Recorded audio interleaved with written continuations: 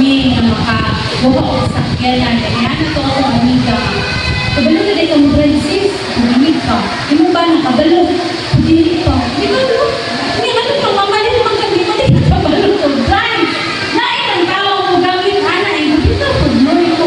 Parang magamit sa business. Hindi po na, uy, dapat kabalo dito. Kay, noong na, pinami mo ang anak ba? Kabukon, o na-inline sa will ni Lord. At ako mga di pangayo. No, kaya, kung wala po, ay hindi po tama, hindi po na ihatag ni Lord. Kaya God is love man. Hindi siya musugot, musugot, kita maadto sa kalautan. Kung maunsa ta, madisgrasya. Kaya lang kita balangray, madisgrasya, hindi mo. Kaya ka mo nagpangayo. Hindi mo balangray. Na, ano siya, mga. Ikatulong kalipay, tungod sa resulta sa atong ipangayo, no? Pagtubag sa atong mga pag-ampo.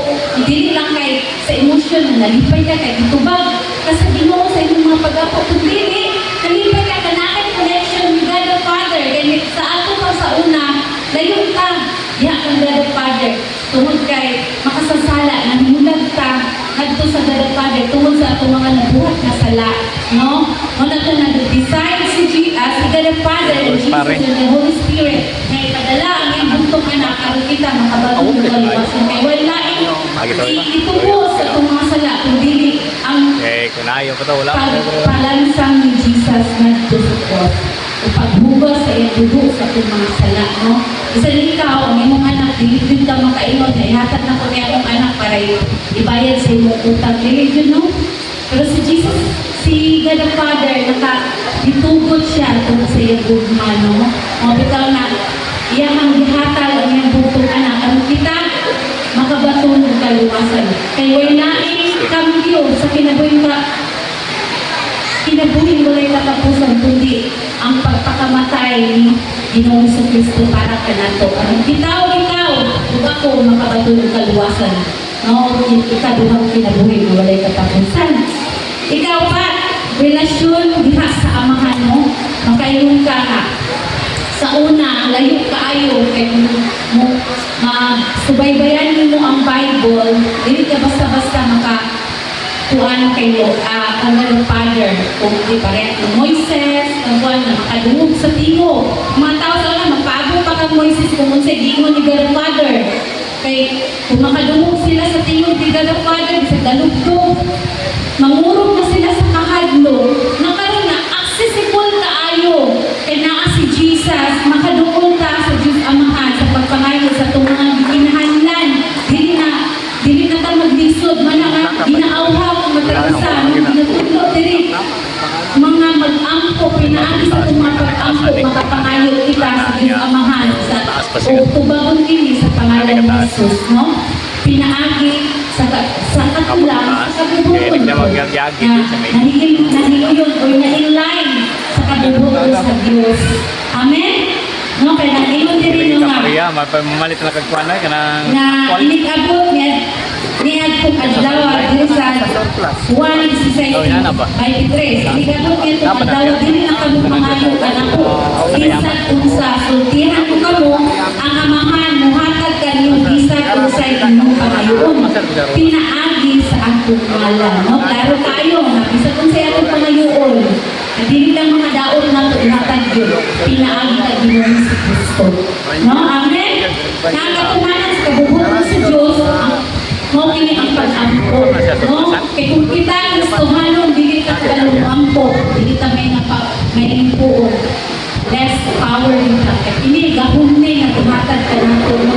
Itudluan ka ni Jesus kung saan pag-communicate sa iyang amahan o pinaagi ka niya kita makabaton sa itong mga pangaluloy. Labi na sa spiritual, kung nakulangan kita sa kaalam at ang amahan mo, yun nga.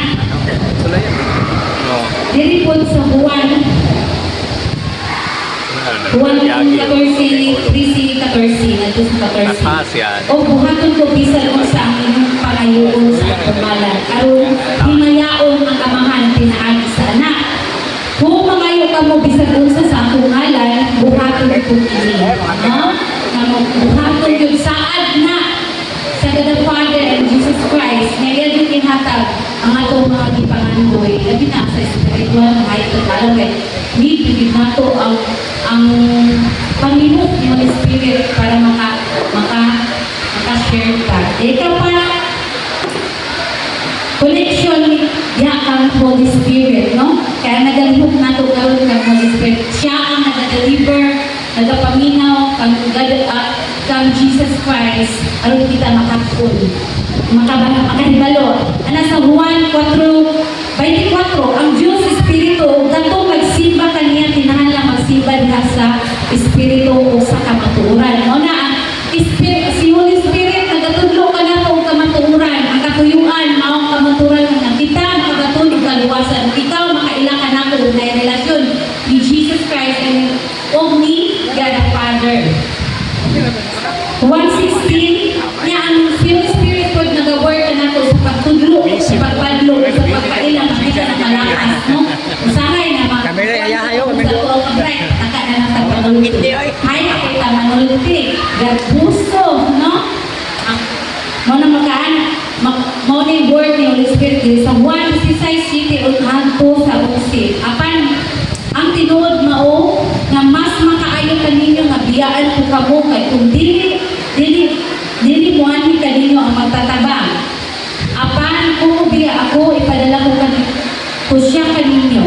Unya inigabot niya iyang paingon ang mga tao sa kalibutan mahitungod sa ilang sala kung sa pagkamatarong o sa silot.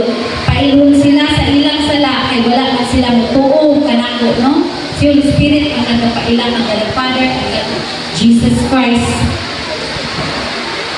O pailog sila usay mataro kay muadto man ako sa amahan o dili na kamo mga kita kanako. O pailog sila sa silot kay ang nagmando ni kalibutan na gisilugtan naman. Juan 16:13 apan inigyan ko sa Espiritu sa kamatuoran tultulan kamo niya sa tibuok kamatuoran. Dili siya magsulti sa iyang kaugalingong pagod o dili sultihan kamo niya sa iyang nadungog inuman sa mga butang na umaabot. Himayaon niya ako kay ang aniya kanako iya mang dawaton o isulti kaninyo.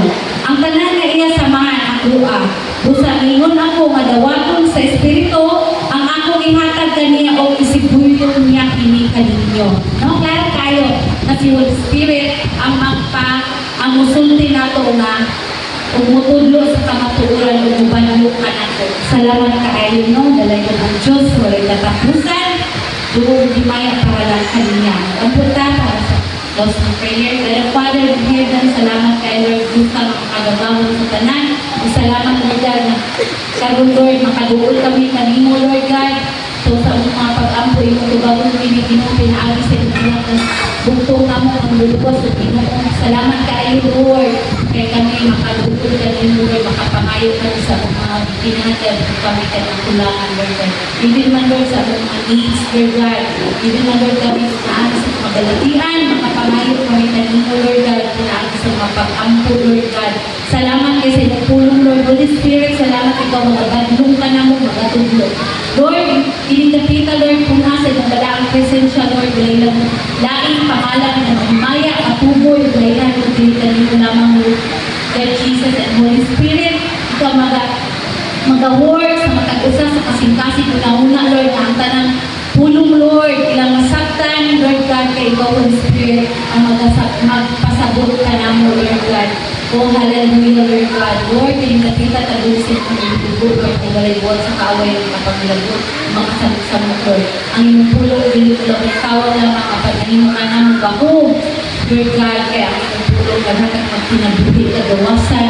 Ang presensya niyo, Lord, masinapit sa matag-usaan ang tanan, Lord, makabatog kagawasan, Lord, madeliver. In every yoke and chains, Lord God, will broken in the name of Jesus Christ of Nazareth. Ang tanan, Lord, makasinapit sa inyong presensya, Lord God, in the name of Jesus. Walay ka, Lord God, sa may katapusan. Glory and honor and praises belongs to you, O God, in the mighty name of Jesus Christ of Nazareth. Amen and amen.